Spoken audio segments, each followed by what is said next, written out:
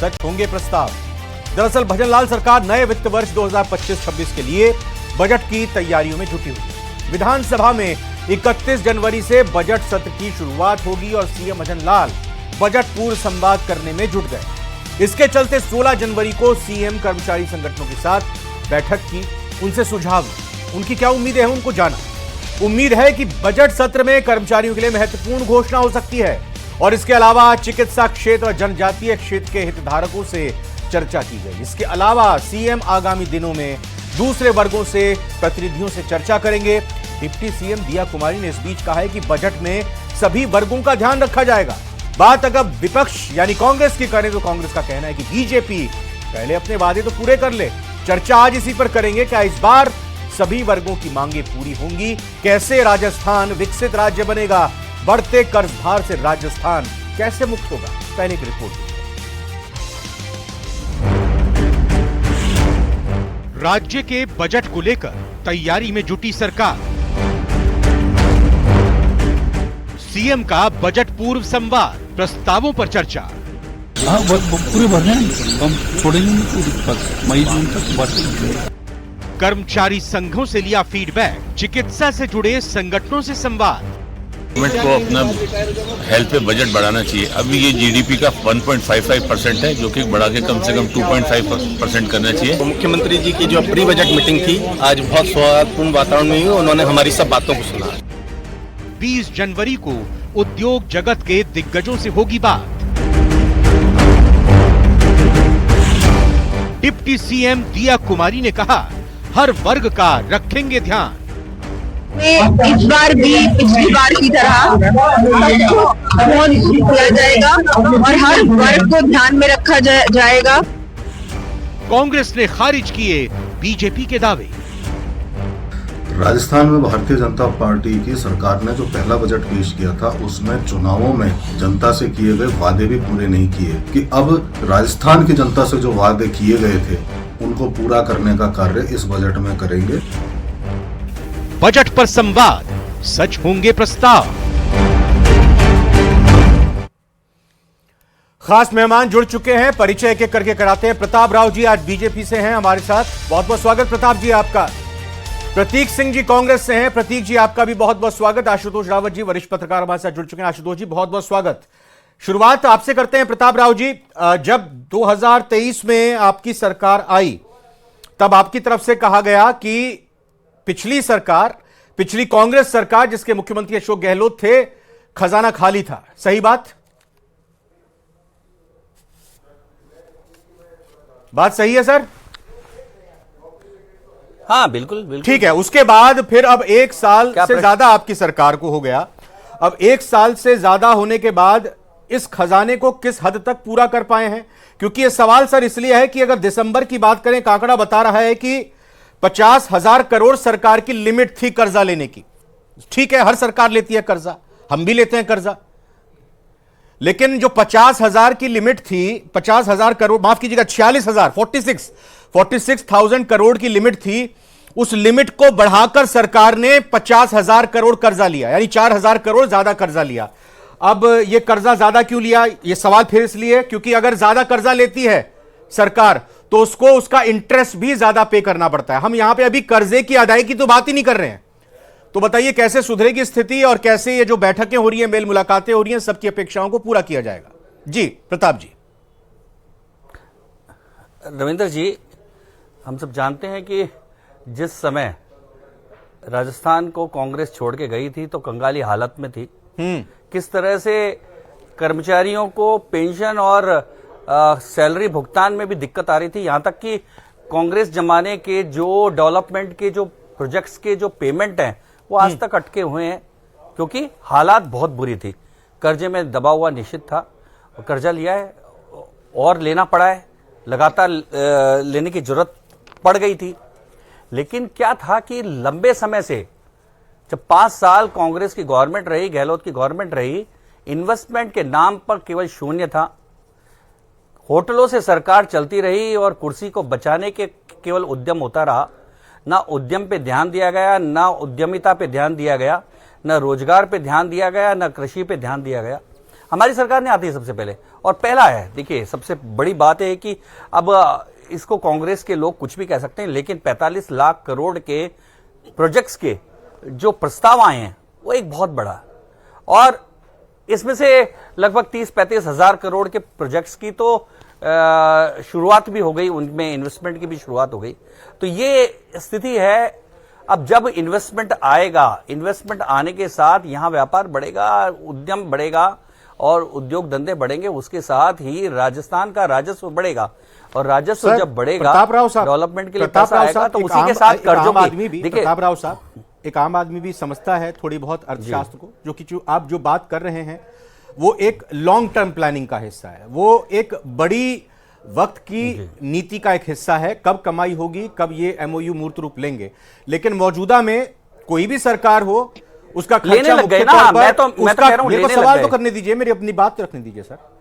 मौजूदा सरकार का जो मोटा खर्चा होता है वो अपने कर्मचारियों की तनख्वाह में, अपने कर्मचारियों की पेंशन में जाता है, जो सब्सिडीज वो देते हैं उसमें खर्च होता है, जो लोन लिया हुआ है, फिर मैं कहूंगा लोन का मूल पैसा देने के लिए नहीं है, असल मनी देने के लिए नहीं है, उसका इंटरेस्ट पे करने के लिए होता है। तो इसका खर्चा जब आप खुद कह रहे हैं कि पिछली सरकार की पेमेंट चुकाने के लिए हमको लोन लेना पड़ रहा है, कर्जा लेना पड़ रहा है, तो फिर इस बजट में क्या उम्मीद करे प्रदेश की सरकार, प्रदेश की जनता? मैं वही तो बता रहा हूं। तो इसके लिए क्या उपाय है रविंद्र, कि इसके लिए एक ही उपाय है कि राजस्थान का राजस्व बढ़े। अब राजस्व कैसे बढ़ेगा? राजस्व उत्पादन से बढ़ेगा, सर्विसेज से बढ़ेगा, यानी कि सर्विस ज्यादा, व्यापार बढ़े, यानी कि सर्विस में व्यापार बढ़े, और दूसरा उद्योग धंधे बढ़े और कृषि उत्पादन बढ़े। इन तीनों पे देखिए, कृषि उत्पादन बढ़े। आप कह रहे हैं लॉन्ग टर्म, निश्चित तौर पे ईआरसीपी एक लॉन्ग टर्म प्रोजेक्ट है, लेकिन पानी पहुंचाकर और प्रॉपर तरीके से यहां प्रोडक्शन बढ़े एग्रीकल्चर का, उस पर सरकार ने अपनी बहुत सूक्ष्म दृष्टि से कार्रवाई शुरू की है। इसी तरह से उद्योग धंधों की बात, मैं 35 लाख करोड़ की बात कह रहा हूं, 35 हजार करोड़ के तो शुरू हो चुके हैं। इस तरह से जो बीजेपी की सरकार है, भजनलाल जी की सरकार है, वो शॉर्ट टर्म भी कदम उठा रही है और लॉन्ग टर्म निश्चित तौर पे राजस्थान को जिस तरह से एक शॉर्ट टर्म का नहीं बता रहे हैं, शॉर्ट टर्म में क्या मतलब अपनी इनकम के सोर्सेज, जो कि भाई खर्चा अगर घर में होता है, हाँ इनकम के, हाँ, तो मैं शॉर्ट टर्म में अपने खर्चों में कटौती या अपनी कमाई के जरिए में इजाफा, इसको लेकर क्या तैयारी है? देखिए सबसे बड़ी बात मैं वही बता रहा हूं, अभी इन्वेस्टमेंट की बात हो रही है, प्रोजेक्ट्स की बात हो रही है, इससे, और दूसरा अभी जितने भी शहरी क्षेत्र हैं उनके दायरे को बढ़ाया गया है। यहां डेवलपमेंट आए तो डेवलपमेंट के साथ ही जैसे जैसे डेवलपमेंट होगा तो उसका रेवेन्यू आएगा, जो हाउस टैक्स के रूप में भी होता है और रजिस्ट्री के टैक्सेस के रूप में भी होता है। हाँ। तो निश्चित तौर पे एक ये शॉर्ट टर्म व्यवस्था है जो सरकार तुरंत कर रही है, क्योंकि सरकार के सामने देखिए रविंद्र जी, सबसे बड़ी समस्या ये बात आ गई थी, जो बार बार आ रही थी, कि हमारे पास कर्मचारियों की, जब कांग्रेस की गवर्नमेंट छोड़ के गई, कर्मचारियों की तनख्वाह चुकाने के लिए भी पूरी व्यवस्थाएं नहीं थी, और उसका जो है आज भी जो सरकार के ठेकेदार हैं, जो सरकारी काम करते हैं, उनके ठेकेदार आज भी भोग रहे हैं कि उनके भुगतान नहीं हो पाए कांग्रेस के टाइम के। और तो भुगतान तो करेंगे तो आप ही ना भाई, अभी तो सरकार में भाई पेमेंट तो आप ही करेंगे ना। देखिए वही हाँ। वो करेंगे ना, वही तो पुराने भुगतान ही इतने छोड़ के गए हैं, उनको चुकाते चुकाते अभी भी बाकी पड़े हुए हैं। जी बस आपने अपनी बात बहुत अच्छे से रखी। मैंने कई सवाल आपसे भी किए, प्रोफेसर एस.एस. सोमरा साहब भी जुड़ चुके हैं, अर्थशास्त्री हैं। सर वैसे लेना पहला सवाल मैं आप ही से चाह रहा था, लेकिन अब मैं एक बार जरा, प्रतीक जी कांग्रेस से हैं, बीजेपी की प्रतिक्रिया के बाद एक प्रतिक्रिया उनकी भी लेनी जरूरी हो जाती है। भाई एक तो जो कर्जा आपने लिया उसको अभी तक ये सरकार चुका रही है, आपकी सरकार में जब कांग्रेस की अशोक गहलोत जी मुख्यमंत्री थे, ठेकेदारों की पेमेंट अब तक अटकी हुई है, वो ये चुका रहे हैं। एमओयूज ये लेके आए हैं, जब ये एमओयूज मूर्त रूप ले लेंगे 45 लाख करोड़ के, फिर उसके बाद सोर्स ऑफ इनकम भी आ जाएगा आगे चलकर। तो एक बड़ी अच्छी लंबी प्लानिंग चल रही है, और जितनी भी आपने गर्त में अर्थव्यवस्था को डाल दिया था, राजस्थान को डाल दिया था, खजाना खाली कर दिया था, वो ये सरकार उभरने की कोशिश कर रही है। रविंद्र भाई, सबसे पहले तो मैं ये बता दूं कि राजस्थान की सरकार को या बाकी की सरकारों को कर्जा लेने की जरूरत क्यों पड़ती है, कि बहुत सारी जो होती है स्कीम, वेलफेयर स्कीम चलाई जाती है, और जिसमें एनडीए के समय पे जो इन्होंने जो केंद्र का अनुदान है वो कम कर दिया और राज्य का अनुदान बढ़ा दिया। जैसे राष्ट्रीय खाद्य मिशन में यूपीए के समय पे 100% अनुदान केंद्र सरकार देती थी, इन्होंने घटा करके 40% कर दिया। राष्ट्रीय कृषि विकास योजना में हमारी सरकार यूपीए के समय में 100% देती थी, एनडीए ने 40% कर दिया। बाल विकास योजना के अंदर 90% यूपीए के समय में दिया जाता था, इन्होंने घटा के 40% कर दिया। राष्ट्रीय ग्रामीण विकास आजीविका मिशन में 75% हमारी सरकार देती थी, अब इन्होंने 40% कर दिया। इंदिरा गांधी नहर परियोजना में 75% यूपीए के समय में दिया जाता था, इन्होंने प्रतीक जी मैं आपको इसमें रोकूंगा, इसमें रोकूंगा मैं आपको, एक मेरे को रोकना पड़ेगा क्योंकि उस टाइम सर जीएसटी नहीं था, जीएसटी की व्यवस्था नहीं थी। जीएसटी जब इंट्रोड्यूस हुआ, जीएसटी जो रेवेन्यू की बात नहीं कर रहे हैं, राज्य का रेवेन्यू जो बड़ा है जीएसटी, उन दोनों का शेयर सही से अब होता है। या तो मुझे बोलने दीजिए या फिर आप बोल लीजिए। नहीं सर, मेरे को बोलना तो पड़ेगा ना, अगर कुछ फैक्ट मिसिंग हो रहा है। आप अपने हिसाब से बोल के चले जाएं या फिर प्रताप जी अपने हिसाब से बोल जाएं, ऐसे तो नहीं चलेगा। जनता को सच्चाई पता चलनी चाहिए ना। जीएसटी से जो कलेक्शन है, जीएसटी से कलेक्शन केंद्र सरकार के पास जाता है, राज्य सरकार के पास नहीं जाता। वो केंद्र सरकार, मैं वही तो कह रहा हूं, केंद्र सरकार के पास जाता है, केंद्र सरकार उसी हिसाब से देती तो है शेयर। उस टाइम जीएसटी कम करना चाहिए था ना, शेयर बढ़ाया है, उन्होंने अनुदान कम कर दिया। एनडीए की सरकार ने तो शेयर बढ़ाया है, शेयर बढ़ाया है। मैं कह रहा हूं हमारी 100% अनुदान देते थे केंद्र, और एनडीए ने कम कर दिया। जब पैसा उनके पास जा रहा है तो अनुदान बढ़ाना चाहिए कि कम करना चाहिए? ठीक है, बढ़ाना चाहिए ना जब पैसा उनके पास जा रहा है तो, लेकिन अनुदान को कम कर दिया। अब ये कह रहे थे उद्योग धंधे, मैं इनको याद दिला दूं, शायद इनकी याददाश्त अल्प है। हमारे समय पे जीएसडीपी की जो ग्रोथ थी वो 11.02% थी, जो उत्तर भारत में नंबर 1 थी और पूरे भारत में नंबर 2 थी। ये हमने उद्योग की स्थिति छोड़ी थी, इन्होंने उसको गर्त में ले गया। 4-5% पे जीएसडीपी ग्रोथ रह गई है। आप राजस्थान प्रताप जी आंकड़ा मांग रहे हैं, 11% का था। बोलते 35,000 करोड़ के। प्रताप जी प्रताप जी से पूछ लेते हैं, प्रताप जी 11% इनके टाइम में था ग्रोथ रेट और अब 4% हो गया है। कांग्रेस की आदत फर्जी आंकड़े जारी करने की है। ये हवाबाजी की बातें करते हैं, कोई जारी नहीं की, बिल्कुल नहीं, बिल्कुल चैलेंज नहीं, बिल्कुल कोई नहीं, माफी किस बात की। देखिए फर्जी बोलना, झूठ बोलना कांग्रेस की आदत है, गलत बोलना, क्योंकि सब जानते हैं, सब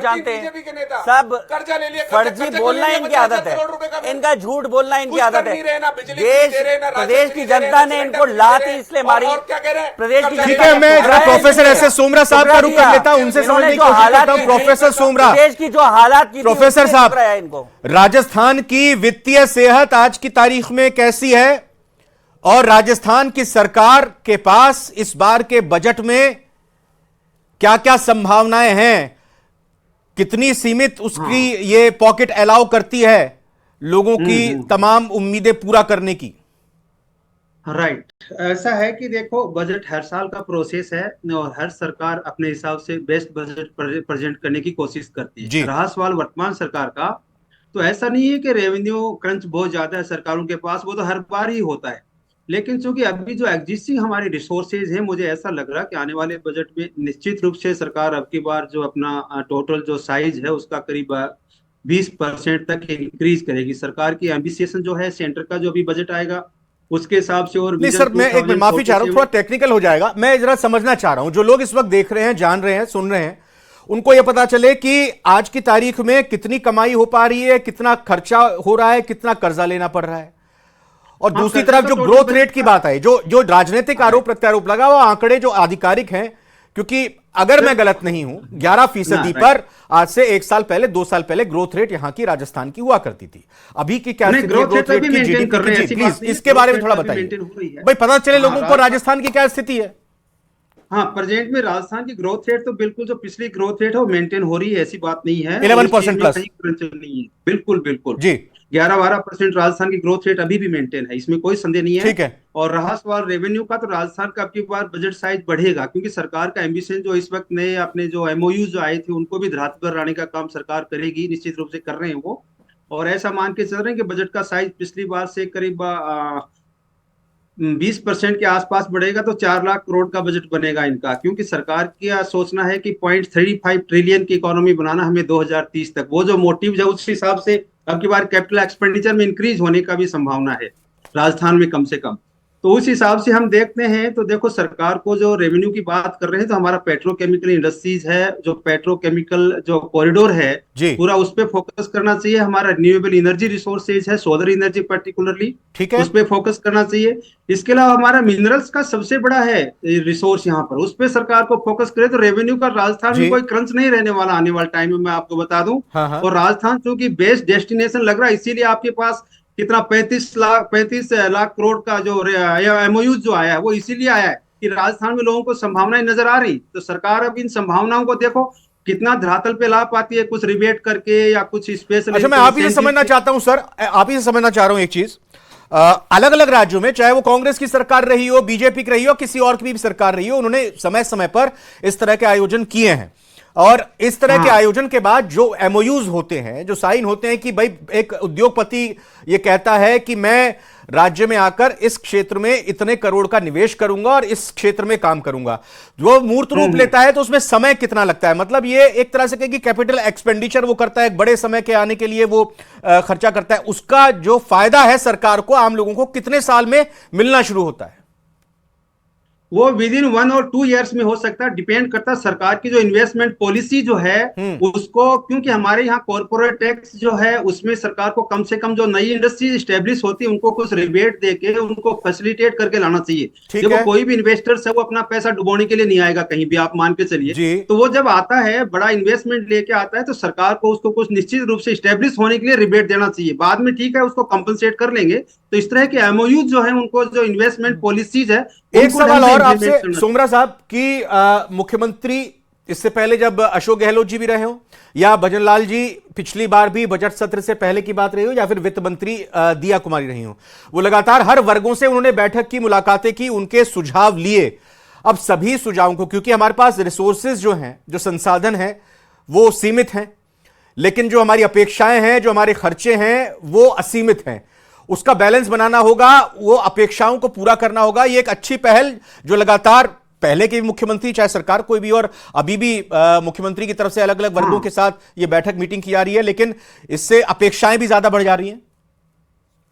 हाँ नहीं, अभी अपना रेवेन्यू रिसोर्सेज देखो पेट्रोकेमिकल से अब सडन इनको आना शुरू हुआ है। हालांकि 2000 से प्रोजेक्ट शुरू हुआ था, लेकिन रेवेन्यू जो है सरकार को अभी आना शुरू हुआ इससे, और इसमें अपना यूज जो है रेवेन्यू सरकार अरेंज कर सकती है। दूसरा हमारा जो ये जो अपना रिन्यूएबल एनर्जी वाला है, और तीसरा टूरिज्म वाला है, कम से कम इस पे इमीडिएट फोकस करना चाहिए। मिनरल्स पे है हमारे पास 3-4 मिनरल्स बहुत, जैसे अपना गोल्ड का है, अभी अपना यूरेनियम है, संभावनाएं बहुत ज्यादा हैं, संभावनाएं बहुत ज्यादा हैं, लेकिन उन संभावनाओं को सही तरीके से धरातल पर उतारना पड़ेगा सरकार की योजनाओं को, और उस बजट को उसी हिसाब से शेप करना पड़ेगा। आशुतोष जी, आपसे सवाल मेरा ये कि हम ये नहीं भूल सकते कि ये डबल इंजन की सरकार है। विशेष राज्य का दर्जा देना तो विशेष राज्यों को ही दिया जाता है, लेकिन विशेष पैकेज की भी क्या आवश्यकता है? यह बात सही है कि राज्य सरकार को केंद्र सरकार मदद कर रही होगी, डबल इंजन की सरकार है, लेकिन क्या विशेष राहत की जरूरत है जब आपको 50,000 करोड़ कर्जा लेना पड़ रहा है? आपकी लिमिट 46,000 करोड़ है, आपके पास 31 मार्च 2024 को 4,44,000 करोड़ रुपए का कर्जा था। हाँ, बजट का 31-32% है हमारे पास ऋण का। ये भी एक बड़ा है, बर्डन तो है सरकार के पास, लेकिन रेवेन्यू के लिए स्पेशल पैकेज वगैरह की तो मैं नहीं कह सकता कि सरकारें दे दी, लेकिन चूंकि हमारे पास पोटेंशियल है उनको एक्सप्लोर करना। ठीक है सोमरा साहब, ये हमारे साथ आशुतोष जी वरिष्ठ पत्रकार है, मैं उनसे यही सवाल कर रहा हूं जी। ओके। देखिए रविंद्र जी, मैं राज्य सरकार को किस तरह से मदद केंद्र सरकार देगी या नहीं देगी, उससे ज्यादा आम जनता के बजट से क्या अपेक्षाएं होती हैं, मुझे लगता है कि वो ज्यादा महत्वपूर्ण है सरकारों के लिए। आय और व्यय का कितना टेक्निकल कहां से आएगा, कितना आएगा, निश्चित तौर पर यह सरकार को मैनेज करना होता है, लेकिन लोग चाहते हैं बेसिक सुविधाएं। भारतीय जनता पार्टी ने चुनाव में एक बड़ा वादा किया था कि पेट्रोल और डीजल पर वैट कम करेंगे, तो मुझे लगता है कि लोग इस बजट में उम्मीद लगा करके बैठे हैं कि शायद सरकार उनके बारे में कुछ सोचे। तो मुझे लगता है कि लोगों को बिजली सप्लाई 24 घंटे कैसे मिले, पानी की उपलब्धता कैसे सुनिश्चित हो, और युवाओं को रोजगार कैसे मिले, किसानों को सब्सिडी कैसे और ज्यादा मिले, लोगों की बजट से सरकार से ये उम्मीदें हैं। तो निश्चित तौर पर मुख्यमंत्री और जो वित्त मंत्री हैं वो तमाम शेयर होल्डर से जिस तरह की बातचीत कर रहे हैं, उनके कितने सुझावों को अपने बजट में शामिल करते हैं और लोगों को, आम लोगों को राहत राहत देने की कोशिश करते हैं। फाइनेंशियली और टेक्निकली जो मैनेजमेंट है, जो लगातार आरोप दोनों पे हमारे प्रवक्ता भी लगा रहे हैं कि आपने हमको ऐसा बजट दिया, राजकोषीय घाटा कितना था, क्या उसको हम कम करने की कोशिश सरकार करेगी, लेकिन सरकार के लिए राजकोषीय घाटा कम तो करना निश्चित तौर पर प्राथमिकता होनी चाहिए, लेकिन निश्चित तौर पर जनता की सुविधाओं का भी ध्यान मुझे लगता है कि बजट में रखा जाना चाहिए। प्रताप राव जी, पेट्रोल डीजल पर वैट कम होगा उम्मीद करें, और बिजली और साथ ही साथ पानी की कोई किल्लत अब नहीं होगी आगे आने वाली गर्मियों में, इसकी भी उम्मीद करें, इसको राहत दी जाएगी। और एक चीज ये भी कि 4.5 लाख आपने रोजगार 5 साल में देने की बात कही है, हर साल 1 लाख के करीब आप रोजगार देंगे। अब जब मौजूदा ही कर्मचारियों की तनख्वाह आप नहीं दे पा रहे हैं, आपने कहा कि भाई पिछली सरकार के वक्त में यह स्थिति आ गई थी, तो जब ये 1 लाख नए रोजगार आएंगे और इसके साथ ही साथ जब जैसे जैसे रिटायर होंगे उनकी पेंशन का वक्त आएगा, तो फिर ये सब कैसे होगा सर? रविंद्र जी, मैंने क्या कहा कि ये पिछली सरकार का बैकलॉग, पिछली सरकार का बोझ है जो ये सरकार उठा रही है, लेकिन ये नहीं कहा कि ये सरकार भी ऐसे ही चलेगी। ये सरकार पूरे प्रयास कर रही है, रेवेन्यू कैसे बढ़े। हाँ। रेवेन्यू कैसे बढ़े, जैसे अभी सोमरा साहब ने कहा कि टूरिज्म एक सेक्टर था जिसकी बहुत कांग्रेस के राज में घोर उपेक्षा हुई। राजस्थान टूरिज्म का बहुत बड़ा, वसुंधरा जी के समय पे टूरिज्म पे काम हुआ था, उसके बाद अब हो रहा है, अलग अलग सर्किट तैयार किए जा रहे हैं। उन सर्किट के जरिए टूरिज्म एक ऐसी है कि तुरंत रेवेन्यू को बढ़ाने का एक माध्यम है। रिन्यूएबल एनर्जी निश्चित तौर पे दूसरा है माइनिंग, जिस पे ध्यान दे रहे हैं। और दूसरे आपने कही कि जो समस्याओं की बात, निश्चित तौर पे पानी से लेकर बिजली, इन सब समस्याओं पे सरकार ने पिछली बार, हालत ये थी कि कांग्रेस जिस तरह की स्थिति छोड़ के गई थी उसमें इमरजेंसी में निपटना पड़ा था, लेकिन इस बार गर्मी की, और जो नया रोजगार आप देंगे 1 लाख के करीब अगले साल जो वित्तीय वर्ष में रोजगार देंगे, बिल्कुल अभी इस बार दिया ना, अभी हाँ, मतलब उनकी ऑन टाइम पेमेंट होती रहेगी, उनको सैलरी कोई नहीं, उनकी व्यवस्था हम करेंगे। आंगनबाड़ी में दूध अंडा मिलता रहेगा। हम मनमर्जी से जिले नहीं खोलते जहां 10, 20, 50 हजार करोड़ का बोझ लगा दें। हम पूरी योजनाओं के साथ और फाइनेंशियल व्यवस्थाओं के साथ, वित्तीय व्यवस्थाओं के साथ हम प्रतीक जी संस्थान खोलते हैं, कोई व्यवस्था के साथ, इसलिए हमारी सुनियोजित तरीके से ये सरकार तैयारी कर रही है विकसित राजस्थान बनाने के लिए। बिल्कुल रविंद्र भाई, सबसे पहले तो आपका धन्यवाद कि आपने माना कि 11% की ग्रोथ रेट हमारे समय पे थी।